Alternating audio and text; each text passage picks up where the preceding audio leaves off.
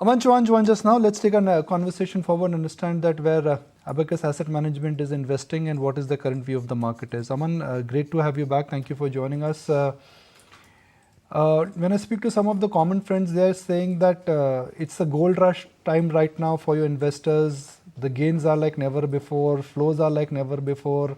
वो हिंदी में कहते हैं ना कि सोने पे सुहागा वैसा समय चल रहा है. Is it true? Partially true, yeah, good inflows. But the problem is everybody's chasing the past returns. Everybody's seeing the last 6 months returns or the last 2-3 years return and coming in. But overall, it's definitely good times, good markets, good flows, and economy is doing fine. So all well as of now. So where are you investing right now, Aman? Given that you have a compulsion to invest and if you're getting fresh inflows, where is margin of safety and where are you picking your spots? The financials have not performed in the last 6 months or so. So that is something where there's still some margin of safety and incremental liquidity can get deployed because these are very liquid names. That is something definitely that we are looking at. We are selectively deployed some cash into some of the recent IPOs over the last 2 months. So that is one segment. Some bit of metals also. So we have 2 or 3 metal names into our portfolio. So incrementally, we are further deploying cash into these names.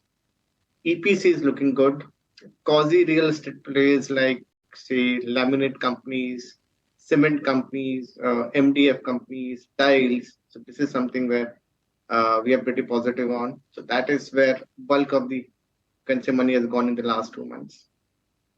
And where are you doing the reverse, which is where are you booking some profits? I remember you bought into companies like Tesmaco, you bought into Titagar or Tesmaco, I don't remember, but one of the railway companies, Titagar you bought into, you bought a lot into mid-tier banks, your investments in companies like Route Mobile. Have you locked some gains there? No, as you said, the inflows are on, so there is no hurry to lock profit there unless valuations are got out of sync. So we have an internal rule that single stock doesn't exceed 10% of the portfolio. So wherever stock holding has gone 8 or 9%, there we have booked profits. So we are cautious on chemicals because we feel next 1-2 quarters there'll still be some margin pressure. So very selective on the chemicals front. We are neutral on IT. We are not sold anything, but haven't bought anything incremental either. So these two segments we are pretty, can say, neutral on. Besides that, it's more of a stock-specific scene rather than taking a sectoral call. What's the overall market view, Aman? Because while we have geopolitical uncertainty on one hand, but on the other, I think the bigger dominating factor is the volatility in the US yield of late, albeit at elevated levels. And of course, I guess the another key risk is going to become next month, you will step into state elections as well. So is there a tactical positioning that you take at this current macro environment? Yeah, so we are, I'll not say bearish, but we are definitely cautious. So we have stopped buying new names into the portfolios, very selectively adding new names. Anybody who comes into our PMS would getting deployed only 70 to 80%. So we are keeping tactical cash of 10-20% and gradually deploying it over the next 1 to 2 months. So that's the broad plan. So we're not completely deploying the money that we are getting in for the same reasons as you mentioned. Frankly, markets have been surprisingly positive. 2 weeks back, we were also worried for the same US yields as well as oil moving up. Market took a breather, but then again, the side markets or the mid caps continue to rally. So it's showing amazing strength, predominantly maybe because of the liquidity coming in. But overall, if I have to take next 3-6 months view, I'm neutral in the markets, right? So no big hurry to invest. At the same time, not keeping cash that I don't expect markets to crash down. Profit booking can definitely come in, and that's what we are hoping and waiting for to deploy further cash. Sure, Aman. And we were discussing the entire, the argument whether the elephant will dance or not. And we're talking about the elephant HDFC Bank. That's doing all right now. But I'm looking at your top large cap picks from the banking space, and ICICI Bank features on the list. Preferring ICICI Bank over HDFC Bank, or are you looking at changing that view a bit? For now, we're sticking to what we own. But having said that, HDFC Bank definitely is looking attractive. We are, for the first time, started to look at it. We never have owned it over the last 4-5 years now. But at 15p FY25 earnings, what the consensus earnings is, there's definitely value and there's definitely merit to look at HDFC Bank. Aman, now the current quarter is not great for IT, but looking at the order book, what they've indicated, purely the deep deal pipeline, looks like FY25 will be a big comeback year for them. And maybe that is the reason why IT stocks have not fallen flat despite disappointing set of numbers. Is there a valid view in assuming that next 6 months tough for IT, but next 12 months or next 18 months could be great? Yes, we have the same view. That's the reason we have not sold or reduced our IT exposure. We are holding on to what we have. So next 2-3 quarters are not going to be great. But the way people look at IT is sequential growth. So fine. Then we're heading for the December quarter, which is a seasonally, because of holidays, a weak quarter, post which the sequential rates can pick up. And then the stocks can continue to perform. So that's broadly what my view also is on IT. So Aman, I'm going to change gears and talk about metals. Now, you've been liking metals for a while now. Sunil has been communicating the same. My follow-up question is that for metals, the picture is mixed. China, we don't know what's happening. US pleasantly surprises us. In the light of geopolitical tensions, China, the unknown factor, and US surprise comeback, does it make sense to buy into any global commodity at all?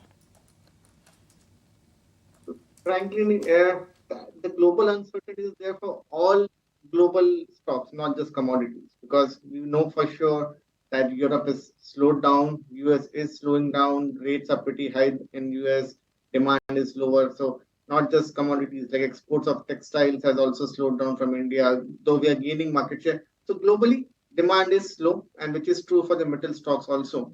And that's the reason we don't have a very high exposure. We like it, but it's a single-digit exposure into the portfolio. And for the same reason as you mentioned, that it's a global commodity, you need to be very clear as to why you're getting into a certain stock. So the stocks that we own all have, I can say, individual merit rather than just global prices. So we don't own the obvious names like a Tesco or a kind of names, but we have stocks where either there is debt restructuring, there is new capacity coming up, new mines getting operational, some benefit coming in for us to look at these names and invest into them.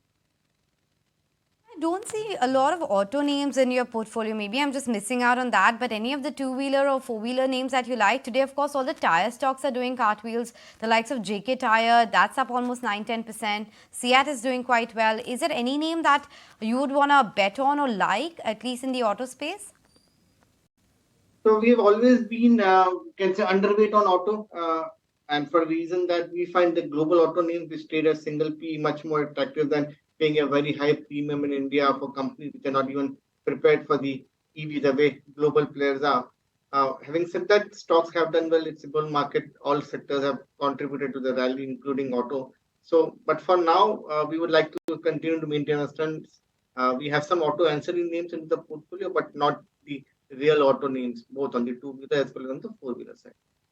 Aman, how is it that you're playing this entire renewable energy theme right now? Because that seems to be quite the dominant and upcoming one. It is, but unfortunately, not many names where we can invest, and the ones that are there, either the valuation is not what we are seeking for, or there's some issues here and there. So not much of EV exposure, or you can say renewable exposure to the portfolio. We like the theme. It's an obvious sector that one should be looking forward to, but unfortunately, not much of exposure to the portfolio. There is a massive re-rating in PSUs, whether it's defense, whether it is railways, or whether it is perhaps to some extent even construction PSUs. 10 years ago, or let's say 3 years ago, PSU stocks were the official ugly ducklings. Nobody wanted to buy them. But now, irrespective of what business you are in, as long as you're a PSU, the stocks are going higher. How are you approaching this space? We are constantly staying away out of this. We know for sure that that's where the momentum right now is, but happy with what we own. So we own some of the large PSU banks. Beyond that, not much on the defense side. We have one or two private companies on the defense side, but none of the defense PSUs. In hindsight, it was a tactical trade, but since we don't do more of tactical investment, we invest the 3 to 4 year horizon. For now, very little of the mid-sized PSU exposure, both on the banking and the non-banking side, where right now the momentum is. So at least on the portfolio front, I can say not much of exposure into these names. Someone, if one has to look at market starting from here to let's say next year, there is an election cycle. First there is a state election cycle, then there is central election cycle, and same time next year there would be an US election cycle. Are we in for linear returns? Are we in for no returns? Are we in for volatile returns? Because we may not like it, but we may not, whether it's right or wrong, election cycles can be swing events. I think there's a high chance for volatile returns. First, the state elections could disappoint, but then people will start looking at the last time also this had happened when BJP didn't do that great in state, but when it came to the center, people voted for Modi. So it's the same theme will go for the re-election next year for Modi. We are all hoping the government comes back. If that happens, India is in great shape and markets will take it very positively. Both local as well as global investors would like the current government to continue. And if that is the scenario, then Indian equity markets are headed for good times. And in US also, prior to the elections, I don't see any major fall or correction in the markets. The central banks there will come in case there is some crisis that they came in for CSRB crisis. And hence, for the next 6-9 months till the US elections also, I expect global markets to be stable. There can be near-term volatility, but nothing scary in a way.